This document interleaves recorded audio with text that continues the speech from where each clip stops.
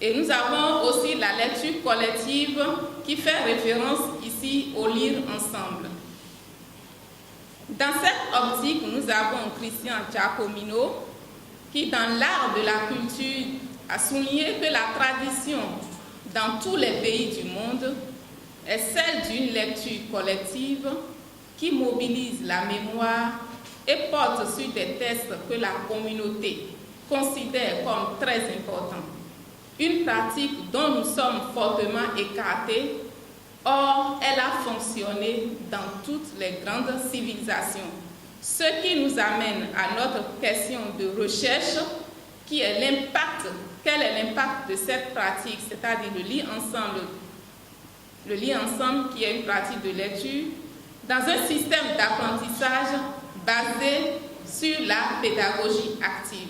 L'objectif, c'est de montrer l'impact de la pratique de lecture, plus précisément de lire ensemble, dans le système d'apprentissage basé sur la pédagogie active. Et nous ne pouvons pas développer ce thème sans passer par certains concepts clés que nous avons identifiés.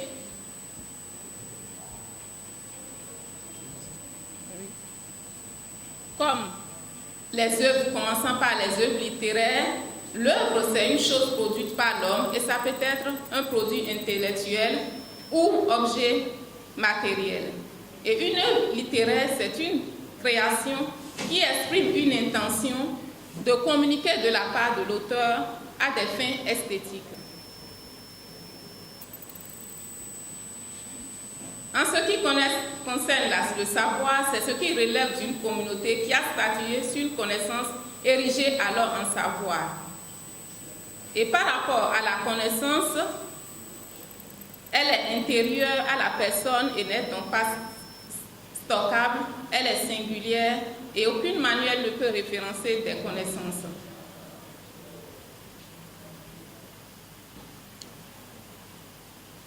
La pédagogie active, nous allons l'expliquer selon Murier, qui disait que c'est l'ensemble de méthodes pédagogiques qui ont toutes en commun la volonté de rendre l'étudiant acteur de ses apprentissages. C'est le principe que c'est en faisant que l'on apprend, à l'inverse de la pédagogie traditionnelle qui part de la théorie pour aller vers la pratique.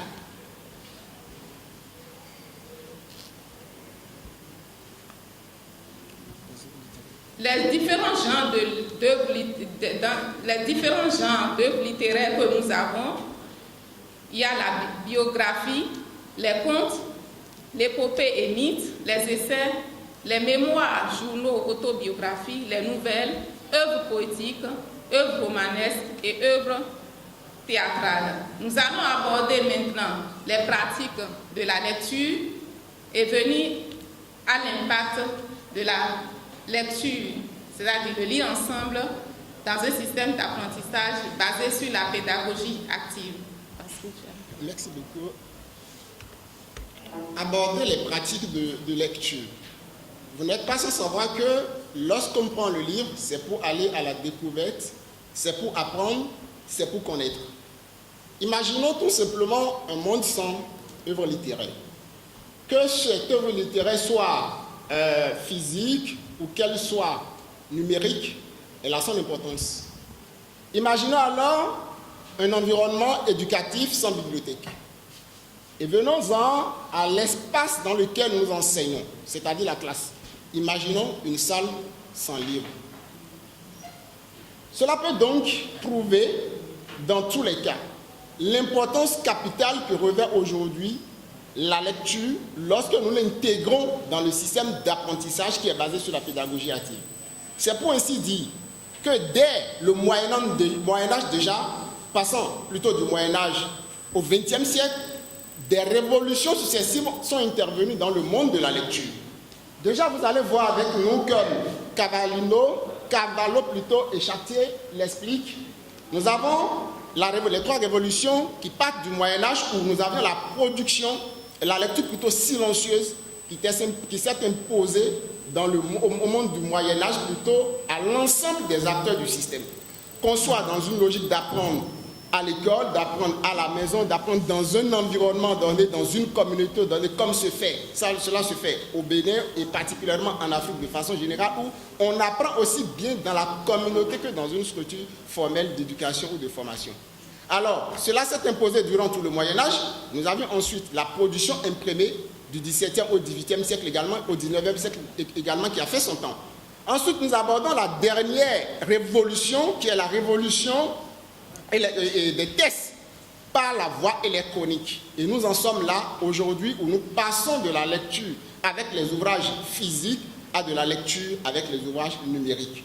Tout cela a son importance parce que dans le détail qui va suivre, vous verrez la place qu'occupe le numérique dans la pédagogie active au sein du groupe SECO. Pourquoi pas de façon spécifique, mais de façon générale, pratiquement dans toutes les structures de formation de nos jours. Alors, quand nous prenons la lecture en tant qu'activité de déchiffrement et de compréhension d'une information écrite, elle revient encore comme information. Et dans cette logique, nous allons voir une représentation du langage. Nous représentons le langage alors pour communiquer avec les étudiants de la même manière que l'étudiant doit représenter également un langage pour communiquer avec ses pairs et pour communiquer avec le professeur dans une perspective de la construction ensemble d'un savoir. Alors, nous pouvons, comme on l'a dit au départ, lire de façon individuelle, le lire seul, où là, c'est l'autonomie du lecteur qui est en jeu et c'est ça l'objectif unique et indispensable d'ailleurs. Et dans cette généralisation que nous avions, cela s'est basé sur la variété des tests. La multiplication, par exemple, comment appelle-t-on, des lectures au niveau des expériences antérieures qui ont maintenu la logique de la lecture individuelle. Mais cela continue aujourd'hui. Aujourd'hui, ce que nous mettons en exergue n'est pas aussi bien la lecture individuelle qui s'est perpétuée plutôt dans le temps, mais c'est la forme de la lecture collective qui s'en est greffée aujourd'hui et qui fait le maillon essentiel de la formation dans un style de pédagogie active. Alors, la lecture est par l'intermédiaire alors de l'objet qui est le livre, nous le savons bien, la façon évidente et visible d'échanger avec autrui.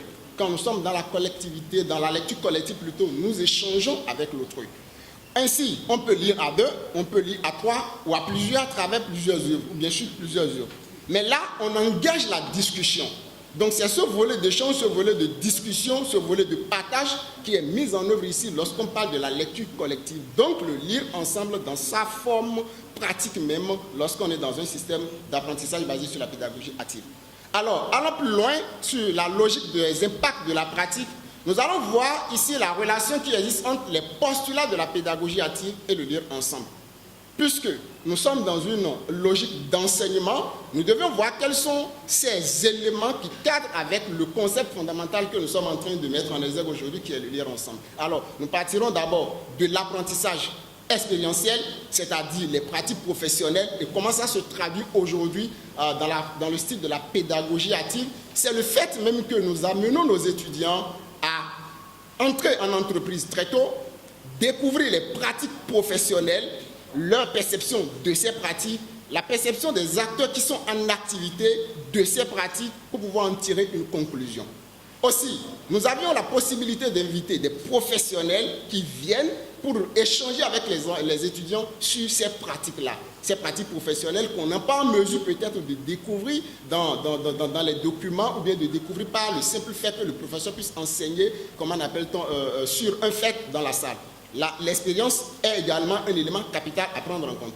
Alors nous avions également la logique du socio-constructivisme, où on a l'apprentissage collaboratif et ceci se fait à travers les travaux de groupe. Cela sous-entend déjà qu'à la première séance, le professeur a cette obligation de mettre les étudiants, les apprenants dans un style de gestion à travers les groupes d'étudiants et les sous-groupes, où les activités doivent être confiées à chaque groupe pour travailler. Donc, l'ensemble de ces étudiants, en travaillant ensemble, produisent de la connaissance individuelle, mais qui synthétisés deviennent un savoir qu'ils peuvent exposer à leur pairs sous l'appréciation, la conduite même de l'enseignant. Nous avons le volet apprentissage par problème, qui est ici dénommé dans notre logique cursus de pédagogie active, la situation problème. Ici, la situation problème consiste à ce que le professeur, déjà à l'entame de son cours, puisse déjà décrire les activités pouvant être réalisées par les étudiants en groupe. Et ces activités permettent aux étudiants de se mettre dans une logique de situation pour résoudre les problèmes inhérents à l'environnement. Alors nous avons le dernier aspect qui concerne l'apprentissage par projet, et ça c'est à travers les ateliers interdisciplinaires où vous voyez les étudiants en mode projet pour construire, pour essayer de produire et rendre compte de leur production. Les images seront là pour vous illustrer tout ce dont nous parlons aujourd'hui à travers l'ensemble de ces postulats. Donc vous allez voir que l'ensemble de ces postulats cadrent bien avec ou bien trouvent bien leur ancrage dans le lire ensemble, de sorte qu'aujourd'hui nous pouvons dire qu'il y a une relation fondamentale entre les postulats de la pédagogie active et le lire ensemble. Ce que nous venons de démontrer par tout ce qui se fait dans l'environnement que nous mettons en place pour les étudiants dans le style de la pédagogie active. Alors, nous allons voir également, comment on appelle à travers 3 pôles, la manière dont ce style de lire ensemble, sous la base des postulats que nous venons de mettre en exergue, se confirme par des pôles au niveau du pôle de valeurs que nous appelons les pôles axiologiques, parce que lorsque les gens se mettent ensemble, ils développent des caractères, des valeurs, et chaque groupe a sa valeur à prôner, d'où un groupe a un nom. Le nom qu'on donne au groupe, ou bien le groupe se donne un nom, c'est par rapport à des valeurs partagées par l'ensemble des membres du groupe. Donc, on ne peut pas pouvoir lire ensemble si nous ne partageons pas certaines valeurs. Il y a également le pôle scientifique, c'est-à-dire la connaissance rigoureuse, qui met ici en exergue la pédagogie et qui montre que, comment on appelle, nous sommes dans une logique purement scientifique aussi. On est d'accord? Là, la connaissance également que nous produisons à travers ce pôle scientifique doit être mise en exergue, sans oublier que la connaissance serait individuelle et partant, pour chaque étudiant, l'ensemble donnera une construction en matière de savoir. Et le pôle praxéologique, qui est le pôle des outils pour agir en éducation. Les étudiants ont besoin d'outils. La mise à disposition de ces étudiants des outils montre alors à ces derniers qui sont en mesure, grâce aux outils, d'agir. Mais comment agir par rapport à des outils que je ne maîtrise pas? L'enseignant ici n'est pas obligé d'enseigner l'utilisation de l'outil, mais à travers le lire ensemble, les étudiants peuvent s'approprier un outil pour résoudre un travail ponctuel, une activité ponctuelle, une tâche ponctuelle. Et la démonstration vous sera faite également à travers les vidéos, bien la vidéo que vous allez visualiser. Également, Philippe Meurier également a essayé d'appuyer beaucoup plus à travers ces concepts de capacité, de compétences et de situation problème, ce que nous avons développé un peu plus haut dans les postulats reliant la pédagogie active et le lire ensemble. Alors, nous allons voir également dans ce volet 2 choses. La mise en scène de la lecture par l'enseignant et par l'apprenant se rendront visibles que dans un style plutôt de lire collectif, qu'on appelle ici, dont nous parlons ici du lire ensemble. Donc l'enseignant, dans une logique de metteur en scène, vous allez le voir, c'est bien stipulé, l'enseignant passe alors d'un statut de ressources, comment on appelle ça, de source d'information plutôt, à un statut de ressources, d'accompagnateur, parce que c'est lui qui permet maintenant, ensemble avec les étudiants, de construire la connaissance, de construire le savoir. Alors, l'étudiant aussi, dans cette posture d'accompagner ou bien de contribuer à la production de la connaissance, devient metteur en scène. Parce que l'étudiant ou bien l'apprenant qui vient dans une salle n'est pas dépourvu de toute connaissance. L'étudiant a une connaissance, même si ce n'est pas quelque chose de formel qui lui permet de l'avoir, mais par ses propres expériences, par des lectures, il en a emmagasiné. Il suffit seulement à un moment donné de lui permettre de le révéler. Et c'est dans cette révélation de la connaissance de l'étudiant, de l'apprenant, ensemble dans un groupe, ils parviennent à construire quelque chose de beau que nous appelons réalisation dans le système de la pédagogie active, qu'ils sont en mesure d'expliquer et de démontrer. Et là, un savoir est en train d'être créé, un savoir est en train d'être validé sous la conduite de qui? Sous la conduite de l'enseignant. L'enseignant et l'apprenant deviennent alors metteurs en scène. Metteurs en scène de quoi? Metteurs en scène de la lecture qui est privilégiée à travers le livre ensemble de connaissances et de savoir. Nous allons aborder les perspectives, voir également dans ces perspectives comment nous allons donner un cachet spécial à la mise en œuvre de cette pratique de lire ensemble dans la pédagogie active. Au niveau de la perspective, nous avons proposé l'intégration de la stratégie de la mise en œuvre. On lance souvent dans le jargon, on dit ajout. Souvent, c'est-à-dire autant de nos parents sous la parole pour raconter une histoire. Comment il commence? Il dit ajout. Et ceux qui sont là pour écouter l'histoire disent ajout. Cela va leur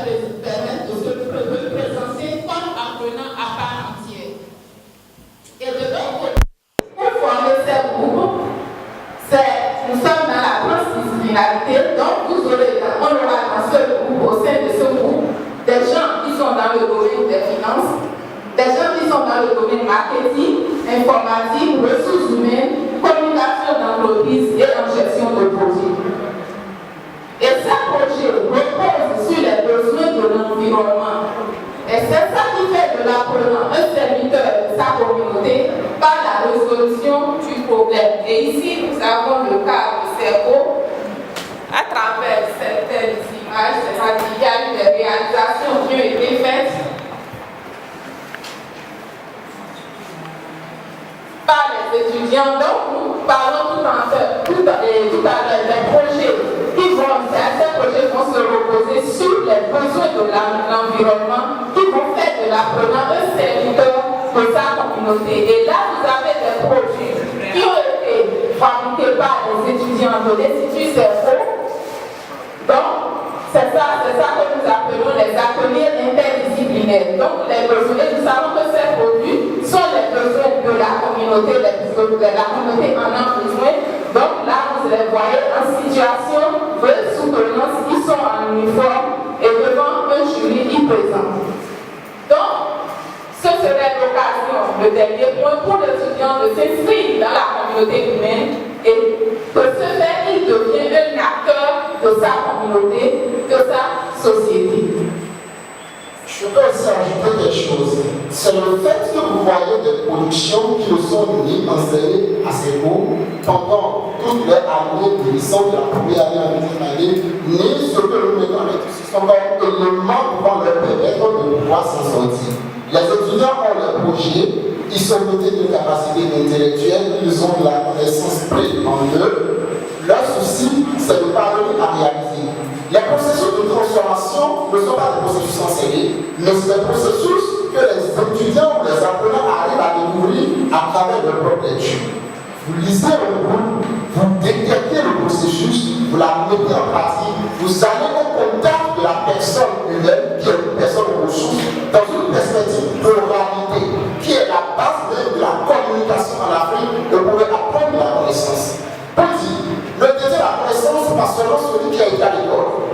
Celui qui fabrique par exemple, comme on appelle la pâte d'argile, qui n'a pas été dans cette école à une méthode. Cette méthode peut être artisanale, mais nous avons besoin d'apprendre la méthode artisanale avant de pouvoir faire la différence entre la méthode artisanale et la méthode moderne qui permet de faire une duplication en nombre important de produits.